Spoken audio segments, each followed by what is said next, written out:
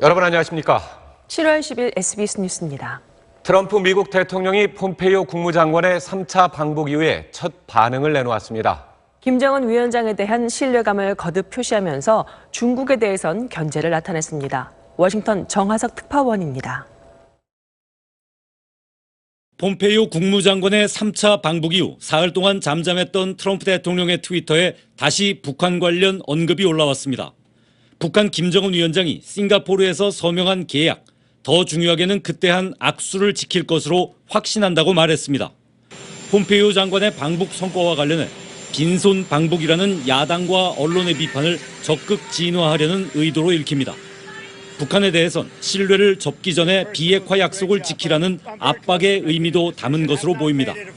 트럼프 대통령이 적극적인 협상 의지를 거듭 확인함에 따라 비핵화 후속 협상 국면은 계속 이어질 것으로 전망됩니다. 중국에 대해선 견제 발언을 슬쩍 던졌습니다. 무역에 대한 미국의 태도 때문에 중국이 북한에 부정적 압력을 가하고 있는지 모른다면서 아니길 바란다고 밝혔습니다. 중국이 미국과 협상 중인 북한에 부정적인 영향력을 행사해 미중 무역 갈등 국면에 지렛대로 활용하려 한다는 의구심을 공개적으로 제기한 겁니다. 베트남을 방문한 폼페이오 국무장관은 베트남식 더 밝은 미래의 선택을 어제 북한에 촉구한 데 이어 오늘도 베트남처럼 유해 송환 등의 조치로 북미 간 신뢰가 구축될 것이라고 강조했습니다. 워싱턴에서 SBS 정하석입니다.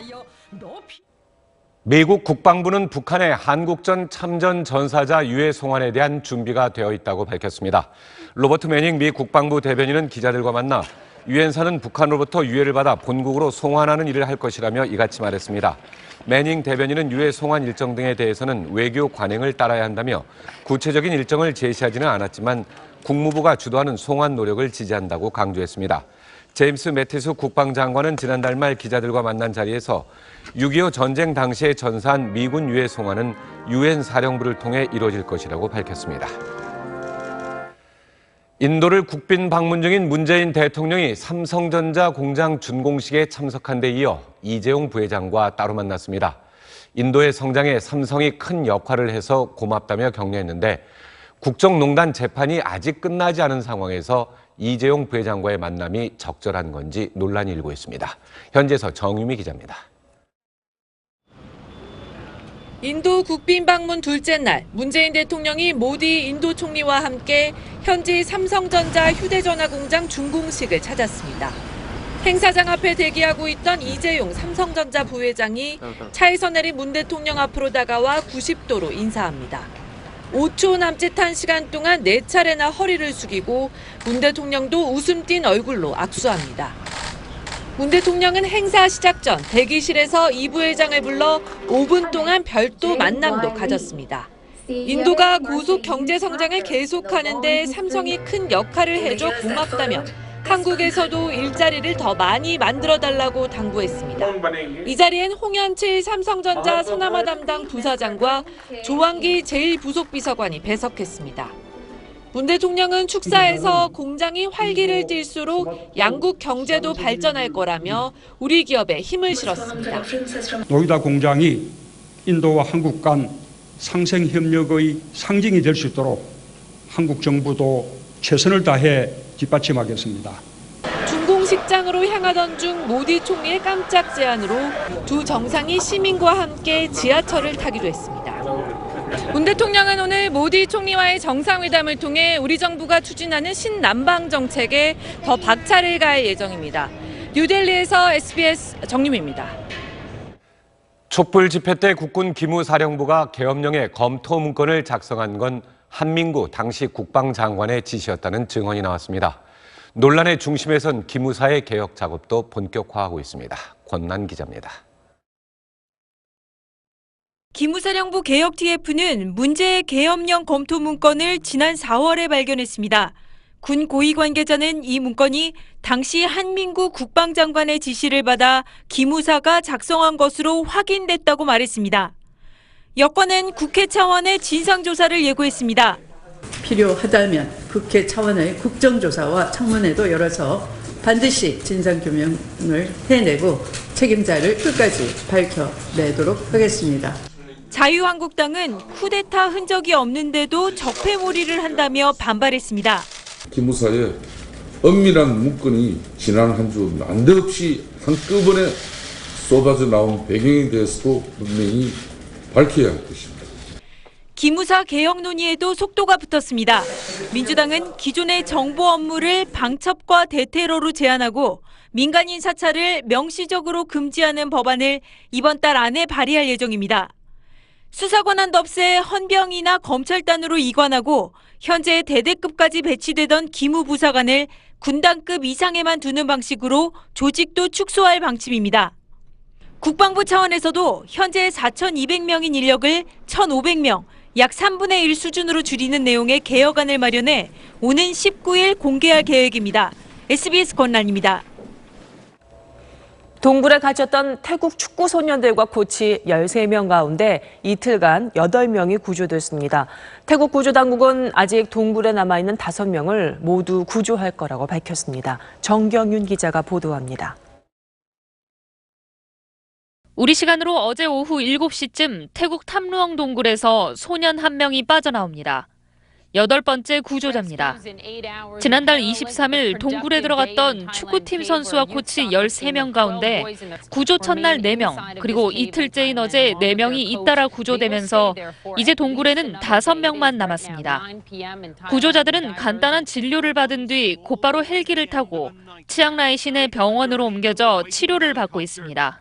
แผนต่างๆที่เราประชุมในวันนี้นะครับแล้วเราก็จะเตรียมความพร้อมสำหรับปฏิบัติการครั้งถัดไปนะครับเราคิดว่าเราจะทำได้ดีกว่านะครับในครั้งนี้แล้วจะประสบความสำเร็จ 구조된 아이들은 동굴 속 깊은 침수 지역 4곳을 지나왔습니다.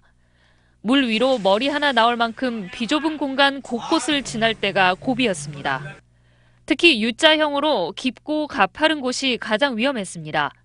구조당국은 아이 1명당 잠수사 2명을 배정하고 생명선을 미리 설치해 탈출을 도왔습니다.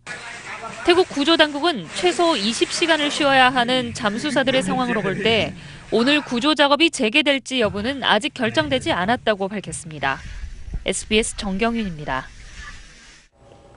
유튜버 양예원 씨의 강압적 노출 사진 촬영에 관여한 혐의로 수사를 받던 사진 스튜디오 실장이 어제 북한강에 몸을 던졌습니다. 주변에 있던 이 사람의 차에선 자신은 억울하다는 내용의 문서가 발견됐습니다. 김민정 기자입니다. 3년 전 유튜버 양예원 씨가 비공개 촬영을 했던 스튜디오의 정모 실장이 경기도 남양주의 미사대교에서 투신했습니다. 다리 갓길에 세워진 정 씨의 차에선 A4 용지 한 장 분량의 문서가 나왔습니다. 여기에는 억울하다, 경찰도 언론도 그쪽 이야기만 듣는다고 쓰여 있는데 여기서 그쪽은 피해를 주장하는 모델들을 가리키는 것으로 보입니다. 비공개 촬영 스튜디오를 운영했던 정 씨는 양 씨 사건과 관련해 지난 5월 가장 먼저 입건됐습니다. 노출 촬영 강압과 성추행 혐의로 지금까지 5번 경찰 조사를 받았고 마지막 조사가 예정된 상태였습니다. 경찰이 모델들한테 전화 돌리고 있어요. 신고하라고. 어떻게든 나는 무조건 구속시키려고 하는구나. 경찰은 강압 수사는 없었다는 입장입니다. 비공개 촬영의 모집책이 최근 구속되고 피해를 주장하는 여성이 7명으로 늘면서 정 씨가 압박감을 느낀 것으로 경찰은 보고 있습니다. SBS 김민정입니다. 최근 일본 서부 지역을 중심으로 내린 폭우로 사망자 수가 130명에 육박하는 등 인적, 물적 피해가 계속 늘고 있습니다. 10일 요미우리 신문에 따르면 이번 집중호우로 인한 사망자는 12개 광역자치단체에서 127명인 것으로 자체 집계됐습니다. 연락이 닿지 않아 안부를 확인할 수 없는 실종자 수도 집계하는 언론사에 따라 60에서 80명대에 달하는 것으로 보도됐습니다. 교도통신은 실종자 수를 86명으로, NHK는 63명으로 각각 집계했습니다. 문재인 대통령이 촛불 집회 당시 국군 기무사령부가 계엄령 검토 문건을 작성한 것과 세월호 유족 사찰 의혹에 대해 독립수사단을 구성해 신속하고 공정하게 수사하라고 송영무 국방장관에게 지시했습니다. 김의겸 청와대 대변인은 오늘 오전 춘추관 브리핑을 통해 문 대통령이 이런 특별 지시를 내렸다고 밝혔습니다.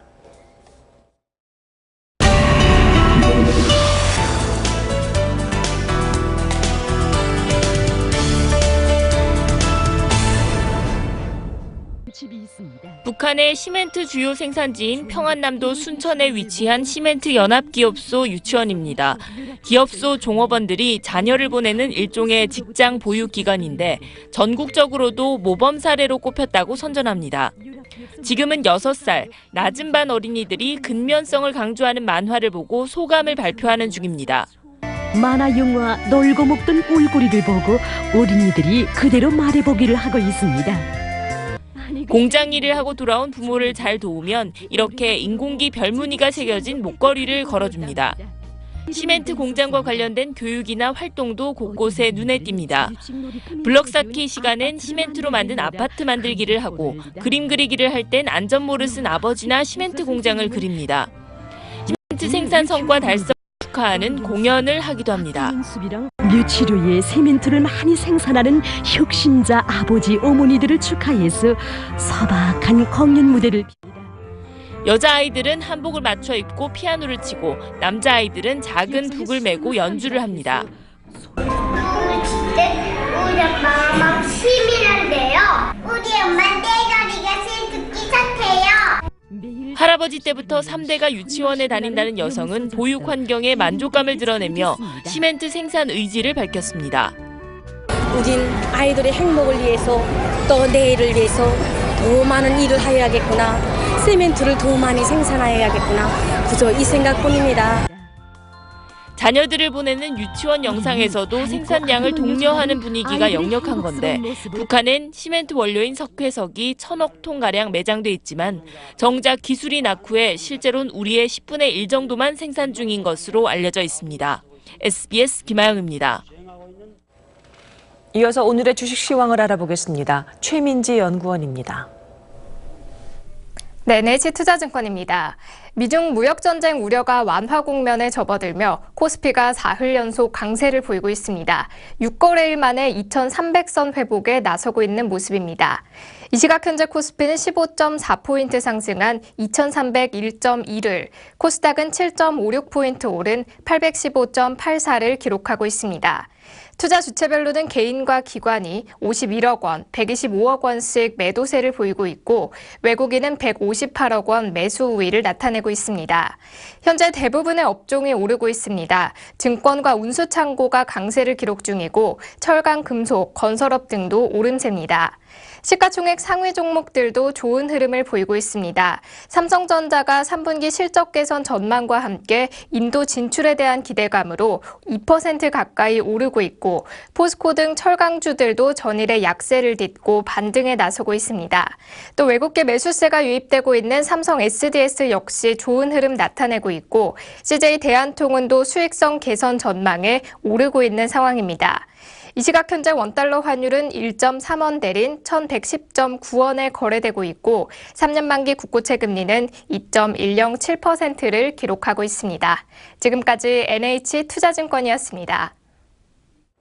네, 이제부터는 한층 더 덥고 습해지겠습니다. 본격적으로 찜통 더위가 이어질 텐데요. 일단 어제 20도 안팎에 그쳤던 서울과 대구 낮 기온이 오늘은 30도 안팎까지 오르겠고요. 내일부터는 쭉 30도로 웃돌 전망입니다. 장마 전선은 북한 쪽으로 올라갔습니다. 지금은 경기 북부와 강원 북부 지방에만 약하게 비가 내리고 있는데 이들 지역의 비도 머지않아 그치겠습니다. 다만 밤 사이에는 대기 불안정이 심해지면서 중북부 지방에 소나기 오는 곳이 있겠습니다. 낮 동안 전국적으로 구름만 많겠고요. 공기는 계속 깨끗하겠습니다. 한낮 기온은 서울이 28도, 대구 31도, 전주가 32도로 어제보다 10도가량 높겠습니다.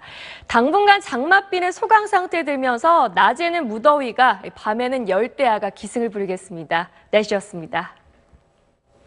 SBS 뉴스를 마칩니다. 시청해주신 여러분 고맙습니다.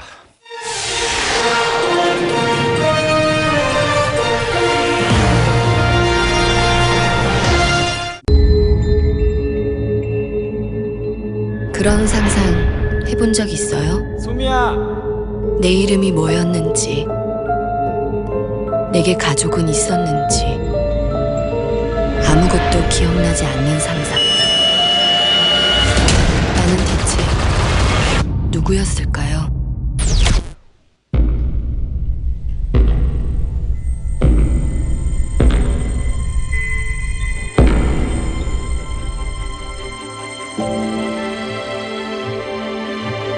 내가 당신의 기억을 찾아줄. 미스터 리멜로, 그녀로 말할 것 같으면.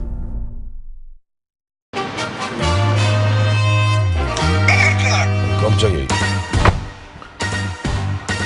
꿈이 뭐야? 대표님처럼 되는 거야. 내가 의외로 재밌는 사람이면 무서운데요.